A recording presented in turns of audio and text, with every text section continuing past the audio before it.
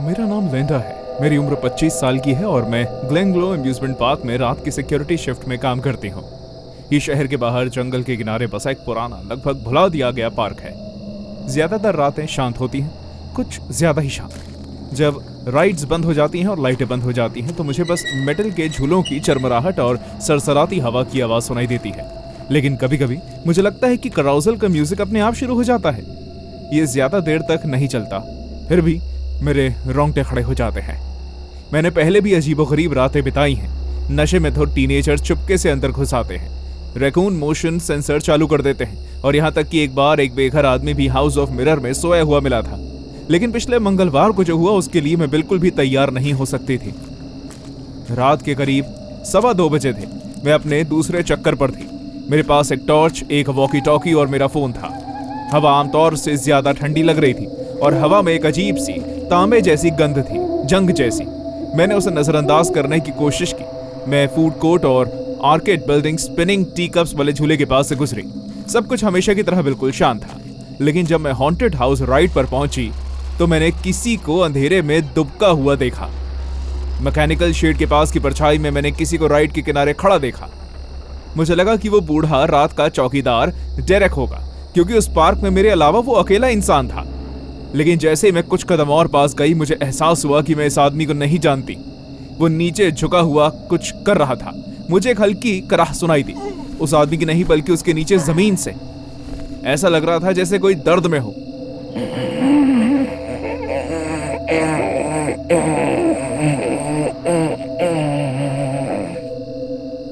मैंने आवाज लगाई, हेलो, कौन है वहां? उस आदमी ने कोई जवाब नहीं दिया। वो दुबका हुआ ही रहा, जैसे कोई जानवर अपने शिकार पर बैठा हो। जैसे ही मैं धीरे धीरे उसके पास पहुंची, मेरा हाथ मेरी टॉर्च पर कस गया। अचानक मेरा पैर एक टहनी पर पड़ा और एक चटकने जैसी आवाज आई और वो आदमी पलट गया। मैं रुक गई। उसका चेहरा, हे भगवान, उसका चेहरा वो पीला और खींचा हुआ था। उसके चेहरे पर एक अजीब सी मुस्कान थी और उसके इतने सारे दांत थे कि गिनना मुश्किल था। उसकी आंखें हल्के सफेद और काले गड्ढे जैसी थी। उसने मुझे बाबा डूक नाम के किरदार की याद दिला दी। मुझे देखते ही वो खड़ा हो गया और फिर तेजी से अपना सर झुका लिया, जैसे कोई कौवा किसी मरी हुई चीज को देख रहा हो। उसने एक शब्द भी नहीं कहा। उसने बस आसमान की तरफ देखा, फिर जमीन की तरफ देखा और सीधे झूले के पास घनी झाड़ियों में भाग गया। मैं पसीने और डर से लथपथ वहीं खड़ी रही। समझ नहीं आ रहा था कि अब क्या करूं। मेरी सहज प्रवृत्ति मुझे दूसरी तरफ भागने के लिए कह रही थी, लेकिन मैं ऐसा नहीं कर पाई। मुझे जानना था कि वो किस चीज पर या किस पर झुका हुआ है। तो मैं एक कदम आगे बढ़ी। मुझे जमीन पर खून की धार बहती दिखाई दी। पास पहुंचकर मैंने डेरेक को जमीन पर पाया। वो करवट लेकर लेटा था, कांप रहा था।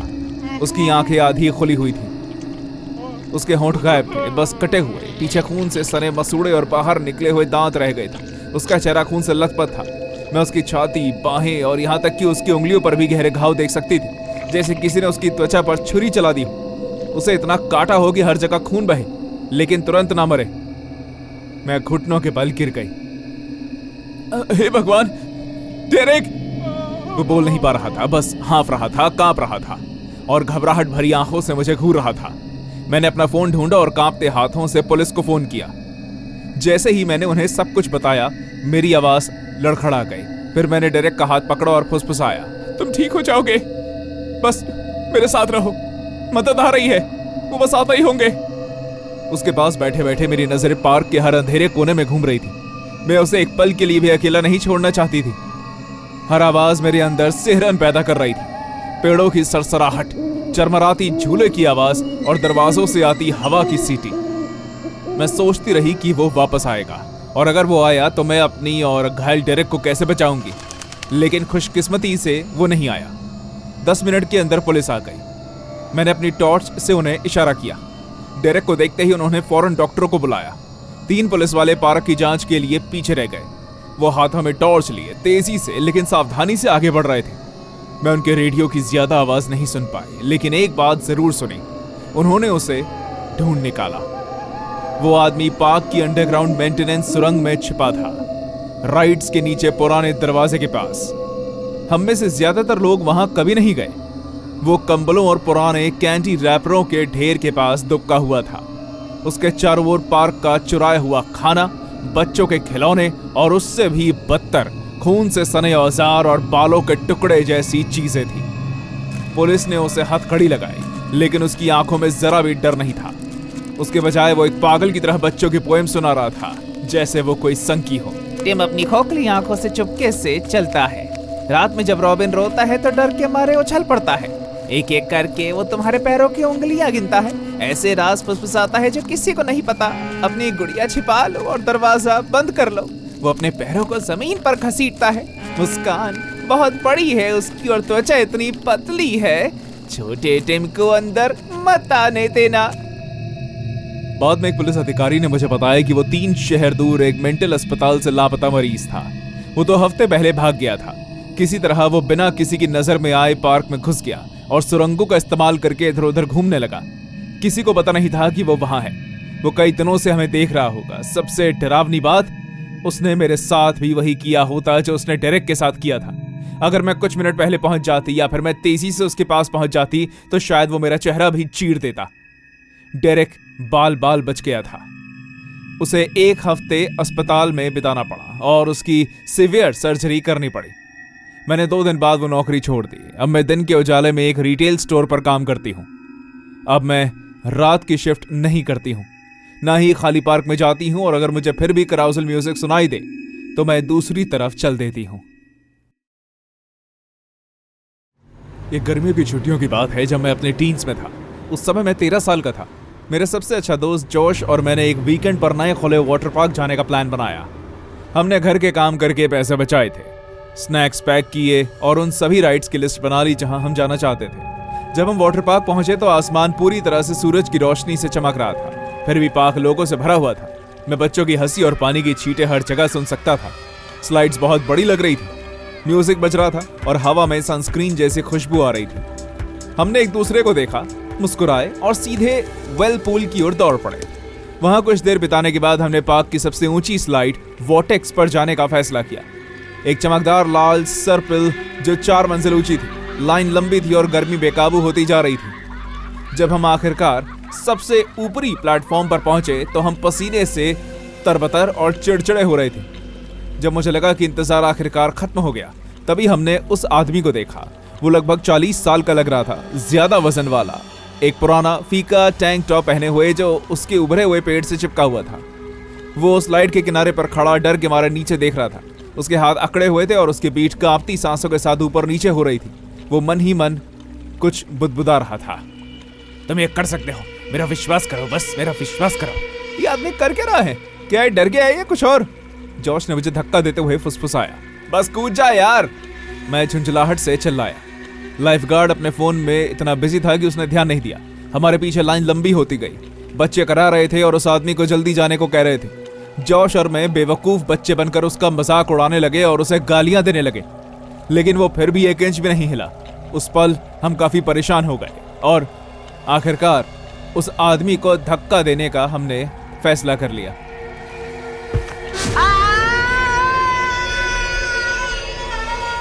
वो आदमी फिसल गया, चीखने लगा और अपनी बाहें हवा में उछालने लगा।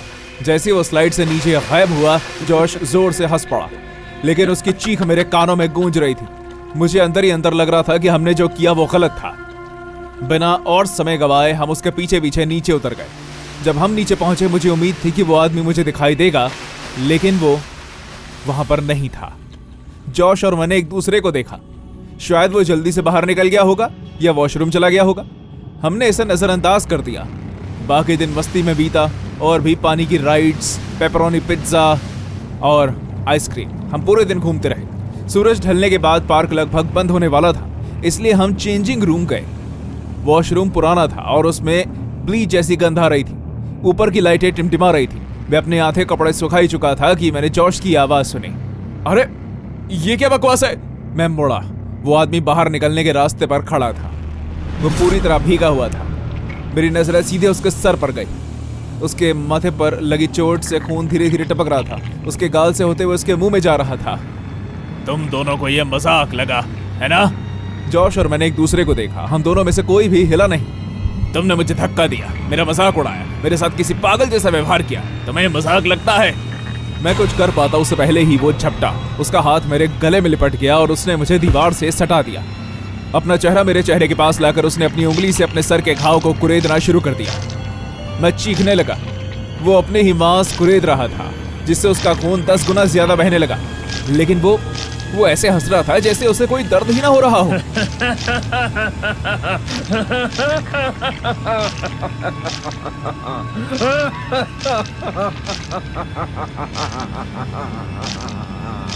वो तब तक कुरेदता रहा जब तक मुझे कच्चे मांस के नीचे उसकी सफेद खोपड़ी दिखाई नहीं देने लगी। उस आदमी को पागलों की तरह बर्ताव करते देखना भयानक था। उसकी हथेली खून से लथपथ थी। वो एक पल के लिए रुका। उसने मेरी आंखों में देखा। मुझे अभी तुम्हारी गर्दन तोड़ देनी चाहिए, वो गुर्राया। लेकिन ये बहुत आसान होगा। मैंने लात मारने, खरोचने, कुछ भी करने की कोशिश की, लेकिन वो बहुत ताकतवर था। उसने अचानक अपनी खून से सनी हथेली मेरे माथे पर रख दी और अपने खून से कोई निशान बनाने लगा और अलग भाषा में कुछ बोलने लगा।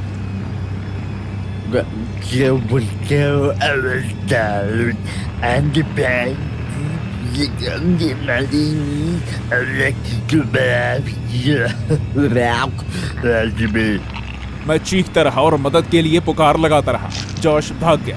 कुछ ही सेकंड में पार्क के सिक्योरिटी गार्ड अंदर घुस गए। उस आदमी को मुझसे अलग करने के लिए 3 लोग लगे। उसने अपना खून मेरे चेहरे और गर्दन पर लगा दिया। मेटल की चुभन से मेरी नाक जल गई। मैं जमीन पर गिर पड़ा और हांफने और सांस लेने लगा।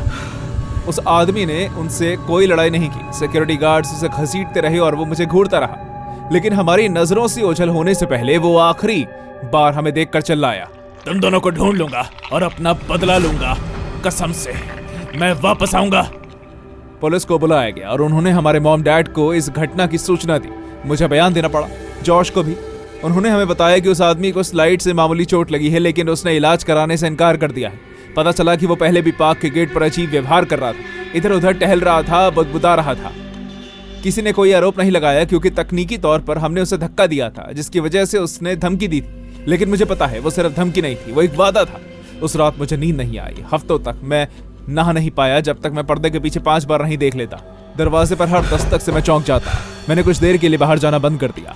जॉश टफ था, जैसे उसे कोई फर्क ही ना पड़ता। लेकिन मैंने देखा था कि जब कोई पब्लिक जगहों पर उसके पीछे खड़ा हो जाता है तो वो कैसे कांप उठता है। 5 साल हो गए हैं, मैंने उस आदमी को फिर कभी नहीं देखा। लेकिन कभी कभी मुझे ऐसा लगता है जैसे कोई मुझे देख रहा है, जैसे किराने की दुकान पर कोई मेरे पीछे खड़ा है, बस नजरों से दूर। उस घटना के बाद मैंने कभी किसी अम्यूजमेंट पार्क में कदम नहीं रखा। लोग कहते हैं कि मैं पागल हूं, शायद हूं भी, लेकिन डर कभी नहीं गया, क्योंकि मुझे पता है कि उसने जो कहा वो सच था। किसी दिन वो हमें फिर से ढूंढ लेगा और इस बार मुझे नहीं लगता कि उसे रोकने वाला कोई भी होगा। मैं सोचती थी कि प्यार का मतलब है झगड़े, जलन और हर समय माफी मांगना। अब पीछे मुड़कर देखती हूं तो मुझे प्यार नहीं हुआ था, बल्कि मैं किसी ऐसे इंसान से चिपकी हुई थी जो बस मेरी कमजोरी को पसंद करता था। उसका नाम जेरल था। वो मेरा पहला सच्चा प्यार था। शुरुआत में वो बहुत आकर्षक था, हमेशा मुझे प्यार भरे मैसेज भेजता था। लेकिन चीजें जल्द ही बदल गई। वो अचानक डिमांडिंग और बॉसी हो गया। वो रात में मेरे घर के बाहर सड़क के उस पार अपनी कार में बैठकर दिखाई देने लगा। मैंने उससे रिश्ता तब तोड़ा जब उसने स्कूल के कैफेटेरिया में सबके सामने मुझ पर चिल्लाकर मुझे धोखा देने का आरोप लगाया। उसके बाद मैंने उसे ब्लॉक कर दिया और अपना नंबर बदल दिया। उसे ये अच्छा नहीं लगा। अब हम अम्यूजमेंट पार्क में उस रात की बात करते हैं जिसको मैं कभी नहीं भुला सकती। शुक्रवार का दिन था, गर्मियों की शुरुआत। मेरी सबसे अच्छी दोस्त कैथी ने मुझे एक बार बाहर जाकर मौज मस्ती करने के लिए मना लिया। हम शाम के लगभग 6 बजे पहुंचे। पार्क में म्यूजिक बज रहा था, हर कोने में रोशनियां चमक रही थी और लोग हंस रहे थे और चीख रहे थे। वो एक ऐसी शाम थी जिसने हमें कुछ देर के लिए फिर से बच्चे जैसा महसूस कराया। शुरुआत के कुछ घंटों तक तो मैंने बहुत अच्छा समय बिताया। थोड़ी देर बाद हम रोलर कोस्टर पर गए और तब तक हंसे जब तक हमारे पेट में दर्द नहीं हो गया। फिर हमने आइसक्रीम खाई और कैथी ने फेरिस व्हील की तरफ इशारा किया। मैं देख रही थी कि वो कितना ऊंचा है, तभी मुझे उसके ठीक नीचे एक जाना पहचाना चेहरा दिखाई दिया। जेरल्ड हमसे आगे लाइन में खड़ा था, मुझे घूर रहा था, पलके नहीं झपका रहा था, बस इंतजार कर रहा था। मेरा चेहरा खौफ से डूबता रहा। कैथी ने भी उस तरफ देखा। नहीं, बिल्कुल नहीं, ये नहीं हो सकता। ये मैं क्या देख रही हूं? क्या तुम्हारी मॉम ने बताया नहीं कि उसे स्कूल से वार्निंग मिली है? क्या वाकई? मैंने कांपती आवाज में आगे कहा, मुझे नहीं पता कि वो यहाँ क्या कर रहा है। इससे पहले कि हम पीछे हट पाते वो हमारी तरफ चल पड़ा। उसका चेहरा पीला और आंखें चौड़ी थी, काले गड्ढों से घिरी हुई थी, मानो वो कई दिनों से सोया ना हो। तुमने कहा कि कभी तुम मुझसे प्यार करती थी, इसका मतलब है कि तुम्हारा एक हिस्सा भी करता है, तुम मानो या ना मानो। कैथी मेरे सामने आ गई और उससे पीछे हटने को कहा, लेकिन जेराल्ड सुन नहीं रहा था। उसने उसकी तरफ से नजरें हटाकर सीधे मेरी तरफ देखा। तुम्हें लगता है कि तुम मुझे यूं ही कूड़े की तरह फेंक दोगी? मैं तुम्हारे लिए इतना कुछ कर चुका हूं। तुमने मेरी जिंदगी नरक बनाने के अलावा कुछ नहीं किया। मुझे अकेला छोड़ दो। मैंने कैथी का हाथ पकड़ा और हम आगे बढ़ गए। मैंने तय किया कि अब अपनी जगह पर डटे रहने का समय आ गया है और अब भागना नहीं है। फेरिस व्हील चलाने वाला उलझन में लग रहा था, लेकिन जेराल्ड हमें रोक पाता उससे पहले ही हम अगली गाड़ी में घुस गए। हम धीरे धीरे ऊपर उठे। गाड़ी का पहिया ऊपर घूमते ही गाड़ी चरमराने लगी। मैंने सामने लगी मेटल की रॉड को पकड़ लिया और अपनी सांसों को संभालने की कोशिश की। कैथी ने मेरा कंधा दबाया। तुमने बिल्कुल सही किया, मुझे तुम पर गर्व है। मुझे लगता है वो चला जाएगा, लेकिन वो गलत थी। आधे रास्ते पर शायद 60 फीट हवा में हमारी गाड़ी अचानक झटका खाकर रुक गई। हम दोनों चीख पड़े और फिर एक और झटका लगा। पूरी गाड़ी जोर से हिली, मानो किसी ने उसे धक्का दिया। हम डर गए कि आखिर हुआ क्या। ये क्या बकवास है? कैथी चिल्लाई। मैंने नीचे देखा और वो जेराल्ड था। वो फेरिस व्हील के मेटल के ढांचे पर किसी पागल बंदर की तरह चढ़ रहा था। उसके मुंह से लार टपक रही थी। उसकी आंखें गुस्से से लाल हो गई थी। उसके नंगे हाथों ने जंग लगी रॉड को इतना कसकर पकड़ रखा था कि उसके हाथों से खून बहने लगा। उसकी कमीज फटी हुई थी और हवा में उसके बाल बिखरे हुए थे, लेकिन किसी तरह नामुमकिन सा वो खुद को ऊपर खींच रहा था। वो हमारी गाड़ी के ठीक नीचे था। मेरे पास वापस आ जाओ, मेरे पास वापस आ जाओ, मैं तुम्हें माफ कर दूंगा। हम गाड़ी के किनारों पर जोर जोर से टकरा रहे थे और मदद के लिए चिल्ला रहे थे। नीचे राइड ऑपरेटर ने आखिरकार ध्यान दिया। मैं लोगों को इशारा करते हुए कुछ को भागते हुए देख सकती थी। मैं ऑपरेटरों को राइड शुरू ना कर पाने की घबराहट में देख सकती थी। हालांकि जेराल्ड अभी भी चढ़ रहा था। अब वो बस कुछ इंच की दूरी पर था। उसका एक हाथ हमारी गाड़ी के नीचे की ओर बढ़ा हुआ था। उसकी उंगलियों से खून बह रहा था जो उसके चेहरे पर टपक रहा था, जिससे वो और भी डरावना लग रहा था। ना जाने वो क्या करने की कोशिश कर रहा था। तुम मेरी हो मेगन, उसने मुस्कुराते हुए फुसफुसाया। तुम मेरी एहसानमंद हो। ये अब तक की कही हुई सबसे डरावनी बात। जिस तरह से उसने ये कहा, गुस्से में नहीं, जोर से भी नहीं, बस यकीन से, मानो उसे पूरा यकीन हो कि मैं उसकी ही हूं। बस करो प्लीज, मुझे अकेला छोड़ दो प्लीज। उसकी मुस्कान गुस्से में बदल गई थी। तो तुम हाँ नहीं कहोगी है ना? अभी कैसा रहेगा? उसने अचानक अपना एक हाथ छोड़ दिया। वो पहिए से लटका हुआ था, सिर्फ एक हाथ से मेटल की रॉड पकड़े हुए। मैं चीख पड़ी, ये सोचकर कि वो किसी भी पल नीचे गिर जाएगा। मैं तुमसे कितना प्यार करता हूँ। मैं तुम्हारे लिए अपनी जान जोखिम में डाल सकता हूँ। देखो, मैं इसे छोड़ रहा हूँ। क्या तुम चाहती हो कि मैं तुम्हारे लिए मर जाऊं? क्योंकि मैं मर जाऊंगा। कोई हमें नीचे उतारो, कुछ करो प्लीज, कुछ करिए। मैं चीख रही थी और रो रही थी, लेकिन जेराल्ड को मेरी तकलीफ पसंद थी। वो लगातार एक हाथ से दूसरे हाथ पर जा रहा था। मुश्किल से पहिए पर लटका हुआ था। उसकी जान को खतरे में देखना बहुत ही भयानक था, लेकिन आखिरकार सिक्योरिटी उसके पास पहुंच गई। एक गार्ड दूसरी तरफ से आधा ऊपर चढ़ गया। दूसरे ने एक लंबे डंडे से जेराल्ड के पैरों पर वार किया। वो फिसला, एक पल के लिए लटकता रहा, फिर नीचे लगे जाल से टकरा गया। उन्होंने उसे पकड़ा और हथकड़ी लगा दी। सिक्योरिटी हमें राइड से उतार चुकी थी। कैथी कांप रही थी और मैं रोना बंद नहीं कर पा रही थी। मैं बार बार पीछे मुड़कर देखती रही, इस उम्मीद में कि वो उठेगा और फिर से मेरा पीछा करेगा। हमने बयान दर्ज कराया। पुलिस ने उस पर बाउंड्री पार करने, टॉर्चर करने और जान को खतरे में डालने का आरोप लगाया। मैंने अगले दिन रिस्ट्रेनिंग ऑर्डर के लिए अर्जी दी। बाद में पता चला कि जेराल्ड ने राइड में खराबी इसलिए की थी ताकि वो चढ़ सके और हमें जिंदगी भर के लिए सदमा पहुंचा सके। उस रात उसके चेहरे पर जो भाव थे वो सिर्फ जुनून नहीं थे, बल्कि यकीन था। उसे पूरा यकीन था कि मैं उसकी हूं। मुझे आज भी बुरे सपने आते हैं जिनमें मैं जेराल्ड को एक हाथ से मेटल की रॉड पकड़े और उस ऊंचाई से लटकते हुए देखती हूं। उसकी जलती हुई आंखें मेरी रूह को चीर देती हैं। वापस आ जाओ बैगन, तुम्हें मेरे पास वापस आना ही होगा।